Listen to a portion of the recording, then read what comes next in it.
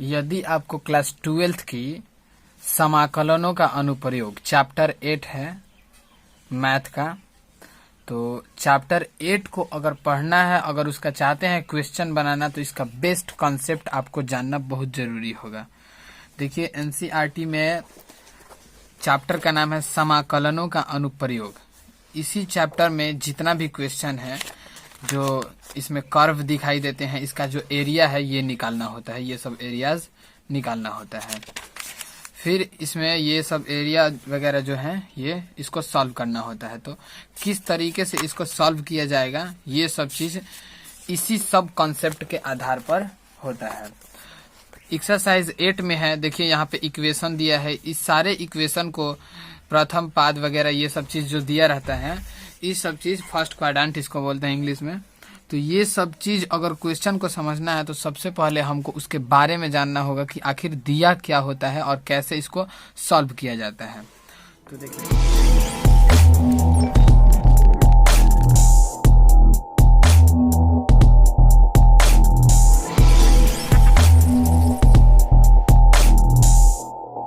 Concept है इसका। सबसे पहले ग्राफ, जितना भी इक्वेशन है उन सब का बिना ग्राफ खींचे आप किसी को सॉल्व करेंगे तो बहुत दिक्कत होगा और उसमें पूरा का पूरा नंबर भी आपको एग्जाम में नहीं मिलेगा। तो देखिए इसमें जितना भी ग्राफ होगा उसके कॉन्सेप्ट के बारे में बताऊंगा। ये पार्ट 1 है वीडियो का, तो इस वीडियो में मैं उसके बेस्ट कॉन्सेप्ट के बारे में बताऊंगा कि कैसा कैसा किसका किसका ग्राफ होता है। तो देखिए जब y = x होगा तो उसका ग्राफ कुछ इस तरह का होगा। ये ओरिजिन से स्ट्रेट लाइन होगा, ठीक है। और ये फर्स्ट क्वाड्रेंट होता है और ये होता है थर्ड क्वाड्रेंट, इसी में होगा इसका, ठीक है। ये आपको पता है एक्स एक्सिस है और ये है एक्स डैश एक्सिस और ये है वाई एक्सिस और ये वाई डैश एक्सिस।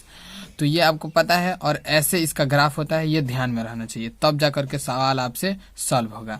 अगर यहीं पे वाई एक्स जो है नेगेटिव कर दिया जाए तो इसका जो क्वाड्रेंट है वो चेंज हो जाता है। ग्राफ ऐसे ही रहेगा, केवल ये हो जाएगा सेकंड क्वाड्रेंट और ये हो जाएगा फोर्थ क्वाड्रेंट।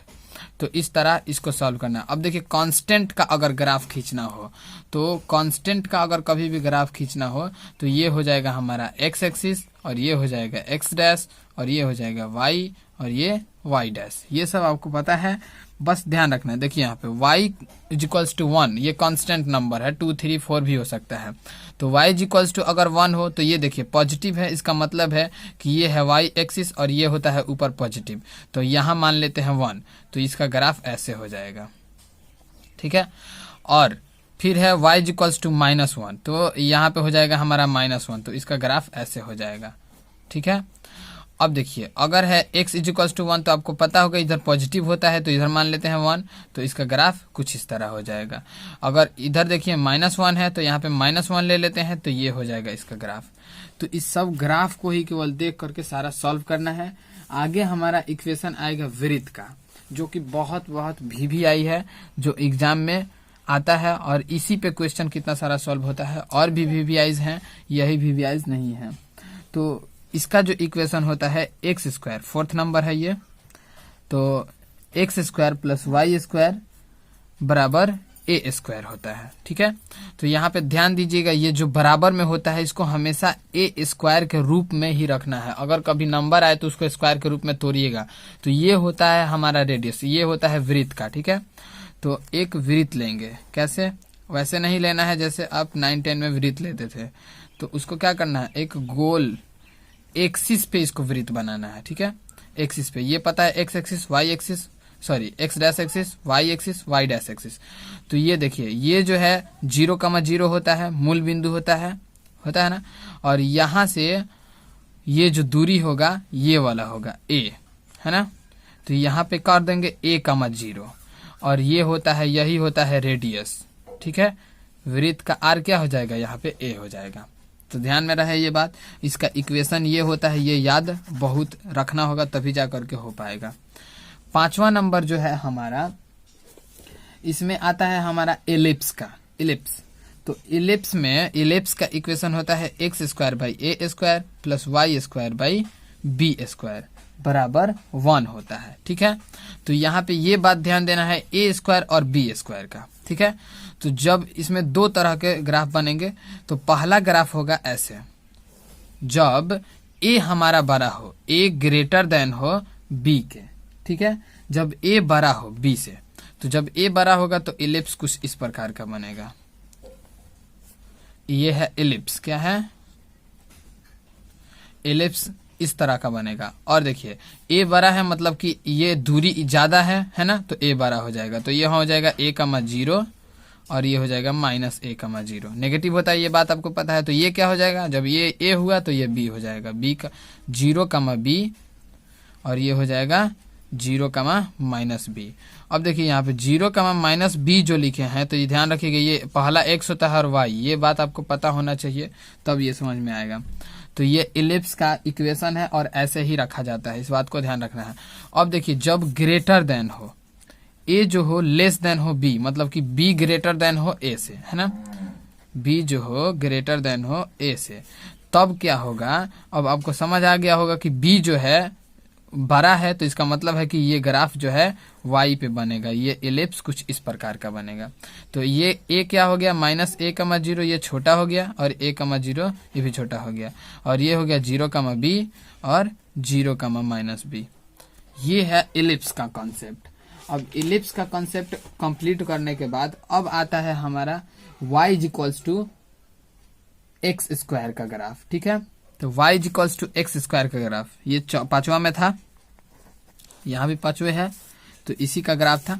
अब आते हैं छठे ग्राफ में। तो छठे ग्राफ में है y = x² के। तो y = x², इसमें सारा ग्राफ बता दूंगा। इसमें अगर x बराबर y² आए तब क्या करेंगे, है ना, तो ऐसा ग्राफ होता है। तो y = x² का पहले ग्राफ ध्यान में रखना है क्या, तो जिसका स्क्वायर होगा उसके उल्टा में जो होगा वो पॉजिटिव अगर है तो y पॉजिटिव पर u बनेगा। तो ऐसे बनता है ग्राफ।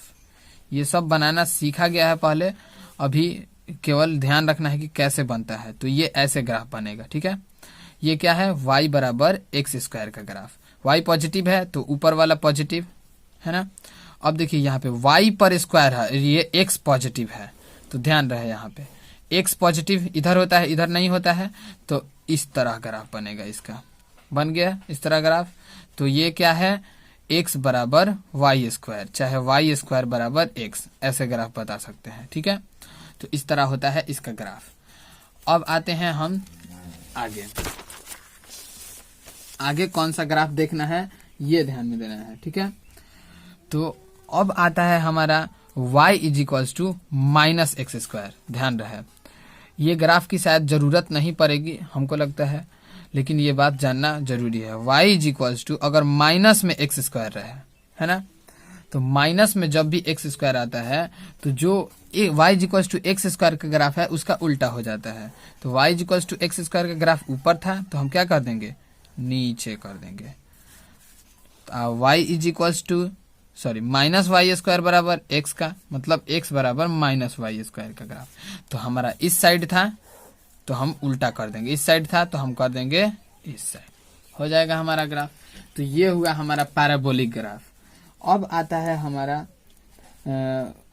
जब y = mod x हो, तो मॉडुलस ऑफ x का जो ग्राफ है बहुत ही इंपॉर्टेंट होता है, और यही ग्राफ से बहुत ज्यादा क्वेश्चन होता है।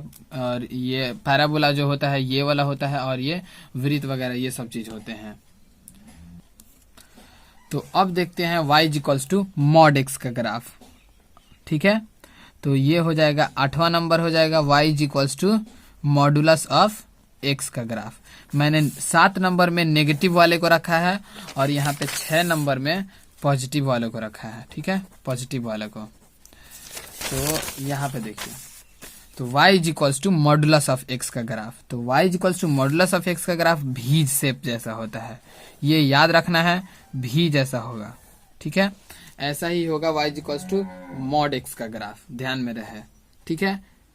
तो अब जो इतना इससे बन जाएगा क्वेश्चन। अब आता है ट्रिगोनोमेट्रिक ग्राफ। तो ट्रिगोनोमेट्रिक में हमको ज्यादा ध्यान नहीं रखना है, हमको साइन और कॉस का ही ध्यान रखना है, इतना में ही क्वेश्चन सॉल्व हो जाएगा अप्रोक्सीमेट। अब देखिए मैक्सिमम क्वेश्चन। तो 9 नंबर जो होगा हमारा y is equals to sine x का ग्राफ। बहुत इजली होता है, y is equals to sine x cos x, ये सब का ग्राफ जानने से हम वैल्यू निकालना जल्दी सीख जाते हैं। तो देखिए यहाँ पे y is equals to sine x का ग्राफ जो होगा ओरिजिन से जाएगा और ऐसे कर्व बनाते जाएगा। आप एनसीईआरटी के बुक में देख सकते हैं, वैसा ही बना रहता है और उसमें थोड़ा ऐसा होता है जब तक टीचर नहीं समझा तब तक समझ नहीं आता है। तो यहाँ पे देखिए ओरिजिन से जाएगा तो यहाँ से ऐसे बनेगा कर्व। देखिए हम लोग एरिया अंडर द कर्व पढ़ रहे हैं, मतलब कि ये सब कर्व है और इसमें एरिया कहीं से भी पूछ सकता है कि यहाँ से बताइए एरिया क्या होगा, यहाँ से बताइए एरिया, कहीं से भी आपको एरिया पूछ सकता है। तो ये है y is equal to sine x का ग्राफ, ठीक है। और ये इधर भी जा सकता है, इसमें कोई डाउट नहीं है, बस ध्यान रखना है कि ये ओरिजिन से निकलेगा, ठीक है। ऐसे ही तरंग होती हैं, 12th क्लास में फिजिक्स में पढ़िएगा तो तरंग ऐसा ही चलता है। अब देखिए 10 नंबर जो होगा y is equal to cos x का ग्राफ, है ना। तो कॉस एक्स का ग्राफ जो होगा इससे थोड़ा अलग होगा और उसी को ध्यान में रखना है, ठीक है। तो cos x का ग्राफ जो है ये ओरिजिन से जा रहा था तो ये ओरिजिन के थोड़ा इधर से जाएगा और ये हो जाएगा हमारा cos x का ग्राफ। तो ये 0 होता है यहाँ पे पता है, और ये हो जाता है π/2 और ये होता है पाई जोड़ते जाना है 3π/2, ये सब चीज होता है। ये आगे बढ़ते जाता है, यहाँ भी आप देख लीजिए ये होता है पहला 0 और यहाँ हो जाएगा π/2 और ये हो जाएगा पाई और ये 3π/2, ठीक है। और ये 2π और ये 5π/2। तो ये सब होता है, ये आपको ट्रिगोनोमेट्री में पढ़ना है। अब देखिए अगर इसका नेगेटिव हो तो क्या करना है, बस आपको पलट देना है। तो 11 नंबर हम देखते हैं y is equal to minus sine x. तो जब माइनस साइन एक्स का बात आए तो वहां पे क्या होता है, जो ऊपर से जा रहा था वो क्या हो जाएगा हमारा नीचे से जाने लगेगा। तो यहां से ये करेंगे तो इस तरह का हमारा ग्राफ मिल जाएगा। अब देखिए यहाँ पे अब अगर ये है 12 नंबर हम ले लेते हैं y is equal to minus cos x का ग्राफ। तो जब माइनस कॉस एक्स का ग्राफ हो तो वैसा रहेगा, इसको भी उल्टा कर देना है। हम ऊपर से ला रहे थे, यहाँ पे ऊपर से लाए हैं तो क्या करेंगे नीचे से कर देंगे अब, ठीक है। तो यहाँ पे ऐसे करेंगे। अब आप समझ गए होंगे कि कैसे कैसे सबका ग्राफ होता है। ये आप वीडियो को दोबारा देख करके ग्राफ को जरूर याद कर लीजिएगा, तभी जा करके आपको एरिया अंडर द कर्व समझ में आएगा। ये होता है वृत्त का equation, x square plus y square बराबर ए स्क्वायर, ये ध्यान में रखना है इक्वेशन। और x square by a square plus y square by b square is equal to 1, ये ग्रेटर देन और लेस देन कब कब होगा, तो कैसा कैसा ग्राफ बनेगा, y is equal to x square, बस इतना ही आपको ध्यान में रखना है और इसी से मैक्सिमम क्वेश्चन जो है आपका सॉल्व हो जाएगा। तो इसके पार्ट 2 में हम और भी सबसे मोस्ट इम्पोर्टेंट जो होगा एरिया अंडर द कर्व का कॉन्सेप्ट उसको मैं बताऊंगा। तो इस वीडियो में बस इतना ही। वीडियो को लाइक जरूर कीजिएगा।